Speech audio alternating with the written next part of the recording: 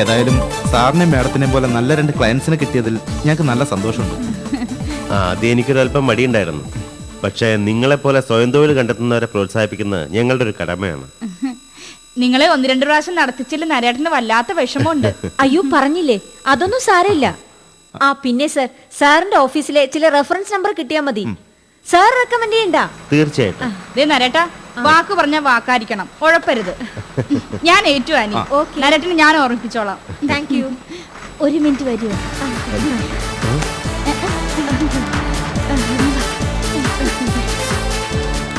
ധൈര്യമായിട്ട് നടന്നോ? ശാരദ നോക്ക്, ഈ മുടിന്റെ ഭംഗി നോക്ക്. സത്യം പറയാലോ, ആനി മാഡത്തിന്റെ സ്റ്റൈലൊക്കെ നാത്തൂന് വല്ലാതെ ഇഷ്ടപ്പെട്ടു. എപ്പോഴും കാണാൻ വേണ്ടിട്ട് ഇടയ്ക്കിടയ്ക്ക് ഇങ്ങോട്ട് വരാൻ പറയണതേ. ഞാൻ പറഞ്ഞില്ലേ മാഡം, ഈ മാഡം വിളി വേണ്ട കേട്ടോ, അതൊരു അകൽച്ച ഉണ്ടാക്കും. ചേച്ചീന്ന് വിളിച്ചോ? ചേച്ചി ഞാൻ പറഞ്ഞില്ലേ, ഒരു ഫ്രഷ്നെസ്, അതിനു വേണ്ടിയാ. 1000 രൂപയല്ലേ? അല്ല, വിലപേശി അല്പം കുറയും. അത് ബ്യൂട്ടി പാർലർ ഞാനൊന്ന് ചോദിക്കാം. ഏതായാലും ആനി എനിക്ക് വളരെ ഇഷ്ടപ്പെട്ടു. നരേട്ടന്റെ ഓഫീസിലെ മാക്സിമം സ്റ്റാഫിനെ ക്യാൻവാസ് ചെയ്യിച്ചു തരാം. Thank you madam. അല്ല ചേച്ചി, ഒന്നും കൂടി ഒന്ന് തൊട്ട് നോക്കട്ടെ. അവരെ കാണുന്നില്ലല്ലേ? മറ്റേ ഉണ്ടെങ്കിൽ അവിടെ കാണുന്നില്ലല്ലേ? എന്തെടുക്കുമായിരിക്കും? ബൈ. ഓക്കെ ശരി. മാഡം ഒന്ന് കാണണം വലിയ ആഗ്രഹം ശൗന്തളയ്ക്ക്. എന്താ? ചുമ്മാ വെറുതെ. സതി മേഡം വരുമ്പോ പറഞ്ഞേക്കണേ. അന്വേഷണത്തിന്റെ കാര്യമാണ്. അതെ. എന്താ? നിങ്ങൾ നിൽക്കണ്ട, നിങ്ങൾ പൊയ്ക്കോ. എന്ത് കുറച്ച് 10 ലക്ഷം ആക്കാൻ 5 ലക്ഷം കേട്ടപ്പോ ഇക്കളാവുന്ന നീ വന്നടി അങ്ങോട്ട്.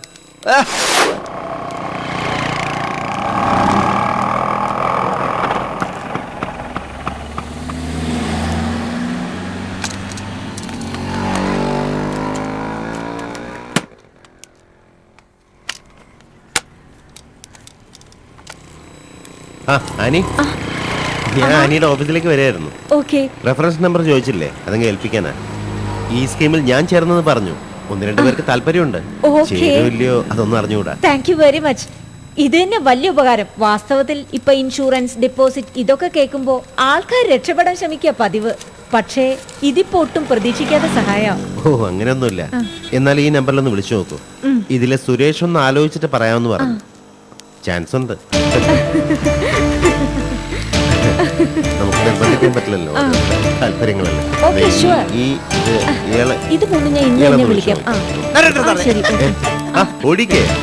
നിങ്ങളെങ്ങനെ തമ്മി കണ്ട്? എന്താ മനുഷ്യർക്ക് വഴി വെച്ച് തമ്മി കണ്ടൂടെ? അല്ല, ഞാൻ ചോദിച്ചെന്നേ ഉള്ളൂ. ഇന്നലെ വീട്ടിൽ വന്ന് കണ്ടു, ഇന്ന് വഴി വെച്ച് കണ്ടു. എന്താ?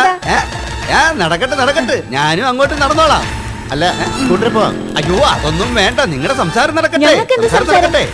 ഇല്ല, നിങ്ങൾ carry on.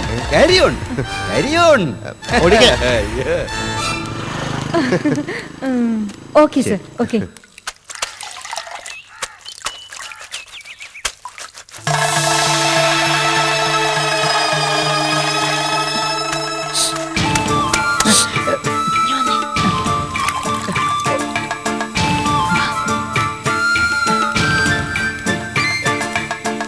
എന്താ ശൗന്തള? പറയേണ്ട ആള് തന്നെ നേരിട്ട് പറയും. വാ. എന്ത് എന്താന്ന് പറ.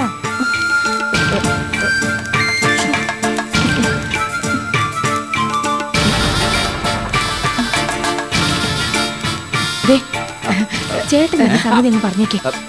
നിർബന്ധിക്കല്ലേ ശൗന്തള, എന്നെ നിർബന്ധിക്കല്ലേ. അല്ല, എന്താ കാര്യം പറ. അതിപ്പോ ഈ ഇല എന്ന് മുള്ളി വീണു, അല്ലെങ്കിൽ മുള്ളി എന്ന് ഇല വീണു. ഏതിനാ കുഴപ്പം? അല്ലെങ്കിൽ അത് പോട്ടു. തീക്കട്ട എന്ന് പഞ്ഞിക്കട്ടി വീണു, പഞ്ഞിക്കട്ടി എന്ന് തീക്കട്ട വീണു. ഏതിനായിരിക്കും കുഴപ്പം? അല്ലെങ്കിൽ അതും പോട്ട്. മാൻപേട ഇല്ലേ, മാൻപേട ഓടി സിംഹത്തിന്റെ അടുത്ത് ചെന്നു, അല്ലെങ്കിൽ സിംഹം ഓടിച്ചിട്ട് മാൻപേട പിടിച്ചു. ആത്യന്തിക മരണം ആർക്കായിരിക്കും? എനിക്കൊന്നും മനസ്സിലാവുന്നില്ല. അതായത് നരേന്ദ്ര സാറും ആനിയും കൂടെ കൊച്ചു വർത്താനം പറഞ്ഞു. എന്താ? ഓ, കുന്തം.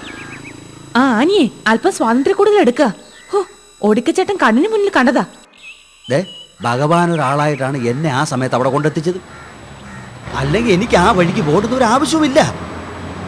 എന്നിട്ടും എൻ്റെ അന്തരംഗം മന്ത്രിച്ച് ഡേ ഓടിക്കേ, നീ അതുവഴി പോ, നീ അതുവഴി പോന്നു. എന്തുവാ അങ്ങനെ നോക്കിയപ്പോഴല്ലേ പെങ്ങളെ ഇത് കാണുന്നത്? എന്ത്? മുള്ളു ഇലയും പഞ്ഞി തീക്കട്ടെ മറ്റേ സിംഹവും മാൻപേട എല്ലാം കൂടെ അവിടെ. അല്ല അപ്പം മറ്റേ ഓ, അങ്ങനെ അല്ലെന്ന്. എന്തെങ്കിലും ഒരു പണ്ടാരം ആവട്ടെ പറ. അതെ, നീ പറഞ്ഞ തന്നെ. അതിന്റെ കാര്യം പറയാനാണ് അവര് പെരുവഴിയിൽ വട്ടമേശ സമ്മേളനം നടത്തിയത്. പക്ഷെ ദാ ഇങ്ങോട്ട് നോക്ക്, നമ്മുടെ ഒരു ദൃഷ്ടി, ഒരു കാഴ്ച, ഒരു ശ്രദ്ധ എപ്പോഴും അവരിലുണ്ടായിരിക്കണം. ഓടിക്കച്ചേട്ടൻ പറയായിരുന്നേ ഈ വീടുകളിൽ ഇടയ്ക്കിടയ്ക്ക് പ്രശ്നം വേണമെന്ന്. അത് പക്ഷേ നമ്മളായിട്ടുണ്ടാക്കുന്ന പ്രശ്നങ്ങളായിരിക്കണം. എന്ന് വെച്ചാ പ്രശ്നത്തിന്റെ കടിഞ്ഞാൻ നമ്മളായിരിക്കണം. നമ്മൾ വെക്കുന്ന പടക്കം നമ്മൾ തന്നെ പൊട്ടിക്കണം. എന്നാലേ വെടിയിൽ ഒച്ച കിട്ടൂ, നമുക്ക് ആ കാൽക്കുലേഷൻ നമുക്ക് കിട്ടൂ.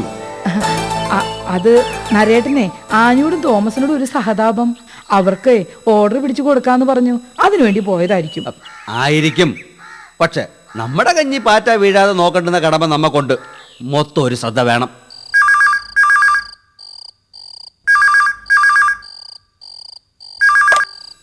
ഹലോ. ആ ഹലോ ആനി, കോണ്ടാക്ട് ചെയ്തോ? എന്നിട്ട് എന്ത് പറഞ്ഞു? കേൾക്കുന്നില്ല. ഓക്കെ, പ്രശ്നമില്ല. ഞാൻ ഫോളോ അപ്പ് ചെയ്യാം. സാരമില്ലെന്നേ. ശരി ശരി ശരി, ഞാൻ അറിഞ്ഞിട്ട് വിളിക്കാം. Okay okay, good night.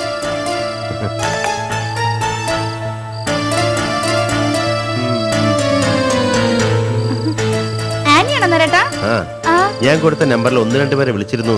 നാളെ നമ്മുടെ സർട്ടിഫിക്കറ്റ് ആയിട്ട് ഇങ്ങോട്ട് വരുന്നെന്ന്. ആണോ? ആ. അയ്യോ, പാവം. ഈ സമയത്ത് ആനി ഇനി അവര് പറഞ്ഞ പോലെ വല്ലതും. നമ്മളെ സമ്മതിച്ചേ പറ്റൂ കേട്ടോ. പച്ചക്കറി ഒരുപാട് വാങ്ങാനുണ്ട്. നോക്ക് ശകുന്തള. ഹായ്, ഓടിക്കേ. എവിടെ? നരേന്ദ്ര സാറിന്റെ വീട്ടിലേക്കാ? അതെ. സുഖല്ലേ ശകുന്തള? ഓക്കെ,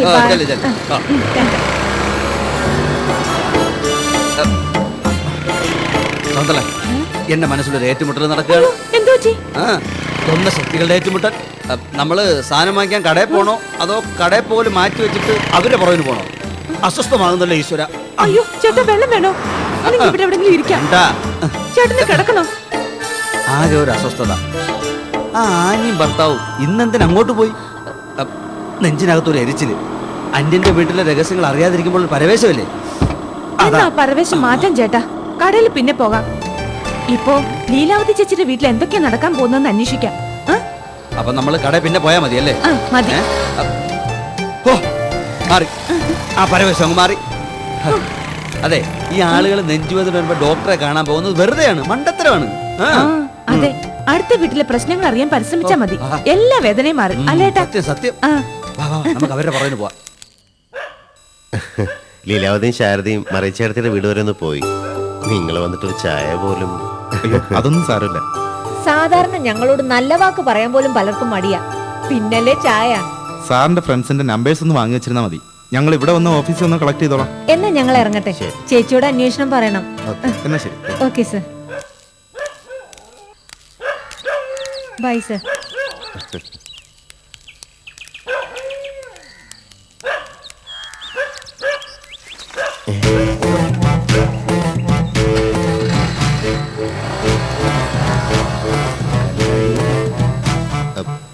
എന്താ വിളിക്ക? അല്ല, ഈ തെങ്ങിന്റെ ചുമ്മാ വെറുതെ ചുമ്മാ അതെ, അങ്ങനെ ഒരു ചുമ്മാ. അതെ, ചേട്ടന് ഒരു നെഞ്ചുവേദന, പരവേശം. എന്നാ പിന്നെ ഞങ്ങൾ അങ്ങോട്ട് നിക്കാം. വാ. നീ പറഞ്ഞത് നേര് തന്നെ. എന്റെ നെഞ്ചിലെ പരവേശം അങ്ങ് പോയി. നോക്ക് ശകുന്തളെ, ലീലാവതി ചേച്ചി ഇല്ലാത്ത സമയം നോക്കിയാണ് അവര് വന്നിരിക്കുന്നത്. അതാ ഞാനും ചിന്തിച്ചത്. ലീലാവതി ചേച്ചി ഇല്ലാന്ന് നരേന്ദ്രൻ സാർ ന്യൂസ് കൊടുത്തു കാണും. പക്ഷേ അവര് ഭർത്താവായിട്ടാണല്ലോ വന്നിരിക്കുന്നത്. അതിപ്പോ എന്ത് ചെയ്യും? എന്തായാലും ശരി, ആ സുഗണ്ണ ഒന്ന് ചൂടാക്കി നിർത്തണം. സൂചനകൾ കൊടുക്കണം. ശാരദയ്ക്കുള്ളത്രയും ഗൗരവേ സുഗണ്ണില്ല. അത് വേണം. ഇല്ലെങ്കിൽ നെഞ്ചിൽ ഇനിയും പരവേശം കൂടും. അല്ല, എനിക്ക് ചെറിയൊരു സംശയം. ആണാ? എന്തോ സംശയം? അല്ല, ആ ഇൻവെസ്റ്റ്മെന്റ് എന്നൊക്കെ പറഞ്ഞു വരുന്ന ആനിയില്ലേ, അവര് അല്ല, അവര് നരേന്ദ്ര സാറിന്റെ അടുത്ത് ഒരു ഇത്തിരി ഓവർ അല്ലേന്ന് എനിക്കൊരു തോന്നിയല്ലേ? ഓടിക്കേക്ക് അങ്ങനെ തോന്നിയല്ലേ? നമ്മൾ ഒരേ തൂവൽ പക്ഷികളാണെന്ന് പറഞ്ഞ് എത്ര ശരിയാണ്. സത്യം പറഞ്ഞോണ്ടല്ലോ ഓടിക്ക്, എനിക്കും തോന്നി അളിയനെ കാണുമ്പോ അവക്കൊരു ചെറിയ ചാഞ്ചാട്ടം ഇല്ലയോ എന്ന്. പക്ഷേ അളിയന് ഉർവശി മേനകമാര് മുമ്പേ വന്ന് വിളിച്ചാലും ഉണ്ടല്ലോ, അളിയന് ചില ആദർശങ്ങളുണ്ട്, ചില കാഴ്ചപ്പാടുകളുണ്ട്. ആണല്ലേ? കുടുംബനാഥന്റെ കടമകൾ വ്യക്തമായിട്ട് അറിയാവുന്ന ആളാണ് അളിയൻ. എന്ത് ചിരിച്ചേ? അല്ല എടേ, നിന്റെ ആളിയെ വലിയ കുടുംബനാഥനൊക്കെ തന്നെ സമ്മതിച്ചു. പക്ഷേ അങ്ങാര് ഋഷിവര്യനൊന്നും അല്ലല്ലേ, യോഗിയല്ലല്ലേ, സന്യാസിയുടെ അത്ര ഉയർന്നിട്ടില്ലല്ലേ. നീ സാധാരണ മനുഷ്യൻ, അതെന്ത് നിങ്ങൾ ഇങ്ങനെയൊക്കെ ചോദിക്കുന്നത്? ആ ഈ സന്യാസിമാര് മഹാമുനികളും അവര് പോലും ചഞ്ചലപ്പെട്ടു പോയ നിമിഷങ്ങളുണ്ടടേ. അറിയാവോ ഈ വിശ്വാമിത്രന്റെ കഠിന തപസ്സിളക്കിയ കഥ അറിയാവോ? ഇല്ല. ആ അതാണ് പറയുന്നത്. ഏറ്റവും മൂർച്ചയേറിയ അമ്പ് സുന്ദരിമാരുടെ കടക്കണ്ണ കൊണ്ട് തൊടുത്തു വിടുന്ന അമ്പാണെന്ന് സാമൂഹ്യ ശാസ്ത്രം പറയുന്നുണ്ട്, കവികൾ പാടിയിട്ടുണ്ടെന്ന്.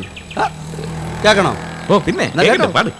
അനുരാഗ കളരിയിൽ അംഗത്തിന് വന്നവളെ പുരികത്തിൻ ചുരിക തടുക്കാൻ പരിചയില്ല, നിന്റെ മലർമിഴിയാകും ശരം അടക്കാൻ മനസ്സുമില്ല, തെല്ലും മനസ്സുമില്ല.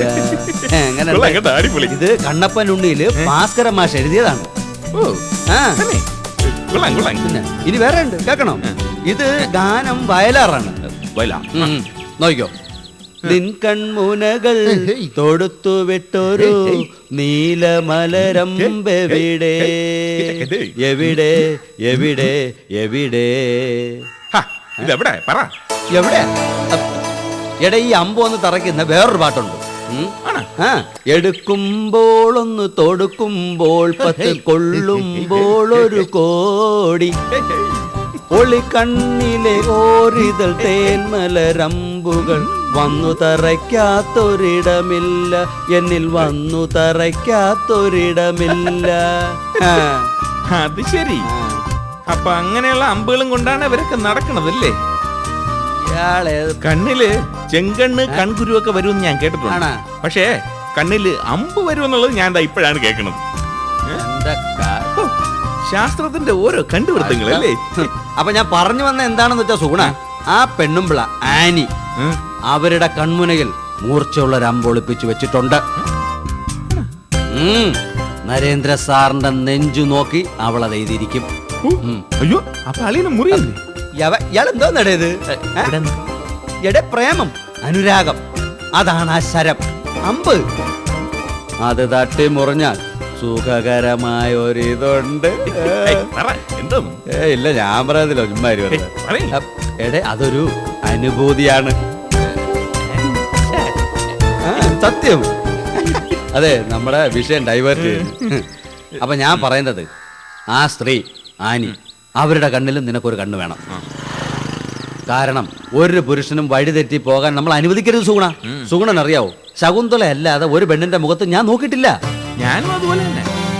ഇനി ലോകസുന്ദരിമാര് മുഴുവൻ മുന്നേ വന്നെന്ന് ചേട്ടൻ പറഞ്ഞു തന്ന മറ്റേ അമ്പുകളില്ലേ, അത് ദൂരദൂരാൻ അയച്ചാലും ശരി. വയനടി, എനിക്കൊരു ഭാര്യയുണ്ട് ശാരദ എന്ന് പറഞ്ഞാൽ വരട്ടി വിടും. അങ്ങനെ വേണം സുഗുണ.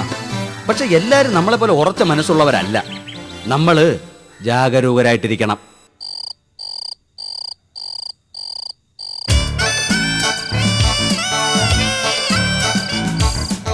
എന്താ ഞാൻ പറഞ്ഞില്ലേ, ആനി കൊണ്ടുവന്ന കുറച്ച് ഫോമുകളാണ് ഓഫീസിൽ രതീഷിന്റെയും സുഭാഷിന്റെയും പേരിലുള്ളത്.